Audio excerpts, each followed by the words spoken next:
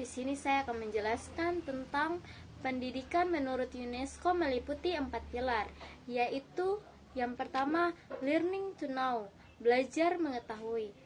Pendidikan pada hakikatnya merupakan usaha untuk mencari, agar mengetahui informasi yang dibutuhkan dan berguna bagi kehidupan. Belajar untuk mengetahui atau learning to know dalam prosesnya tidak sekedar mengetahui apa yang bermakna, tetapi juga sekaligus mengetahui apa yang tidak bermanfaat bagi kehidupannya. Untuk mengimplementasikan atau belajar untuk mengetahui, guru harus mampu menempatkan dirinya sebagai fasilitator. Di samping itu, guru dituntut untuk dapat berperan ganda sebagai kawan berdialog bagi siswanya dalam rangka mengembangkan penguasaan pengetahuan siswa. Yang kedua, learning to be atau belajar melakukan sesuatu. Pendidikan juga merupakan proses belajar untuk bisa melakukan sesuatu.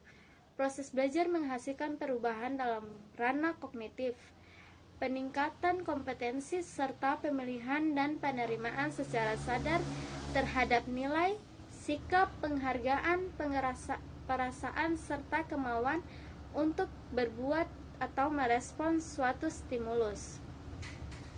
Pendidikan membekali manusia tidak sekedar untuk mengetahui, tetapi lebih jauh untuk terampil berbuat atau mengerjakan sesuatu sehingga menghasilkan sesuatu yang bermakna bagi kehidupan. Sekolah sebagai wadah masyarakat belajar memfasilitasi siswanya untuk mengaktualisasikan keterampilan yang dimiliki serta bakat dan minatnya, agar learning to do atau belajar untuk melakukan sesuatu dapat terrealisasi.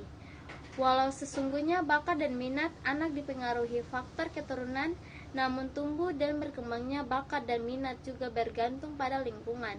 Seperti kita ketahui bersama bahwa keterampilan merupakan sarana untuk menopang kehidupan seseorang, bahkan keterampilan lebih dominan daripada penguasaan pengetahuan semata.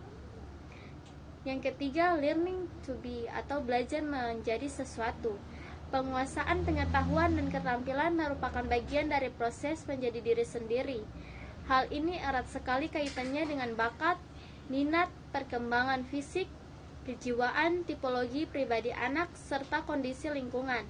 Misalnya, bagi jati dirinya bila diberi kesempatan cukup luas untuk berkreasi, dan sebaliknya bagi siswa yang pasif, peran guru sebagai kompas penunjuk arah sekaligus menjadi fasilitator sangat diperlukan untuk menumbuh kembangkan potensi diri siswa secara utuh dan maksimal. Menjadi diri sendiri diartikan sebagai proses pemahaman terhadap kebutuhan dan jati diri. Belajar berperilaku sesuai dengan norma dan kaidah yang berlaku di masyarakat. Belajar menjadi orang yang berhasil sesungguhnya merupakan proses pencapaian aktualisasi diri. Yang keempat, learning to live together, belajar hidup bersama. Pada pilar keempat ini, kebiasaan hidup bersama, saling menghargai, terbuka, memberi, dan menerima perlu dikembangkan di sekolah. Kondisi seperti inilah yang memungkinkan tumbuhnya sikap saling pengertian antara ras, suku, dan agama. Dengan kemampuan yang dimiliki sebagai hasil dari proses pendidikan, dapat dijadikan sebagai bekal untuk mampu berperan dalam lingkungan di mana individu tersebut berada, dan sekaligus mampu menempatkan diri sesuai dengan perannya. Pemahaman tentang peran diri dan orang lain dapat dikelompokkan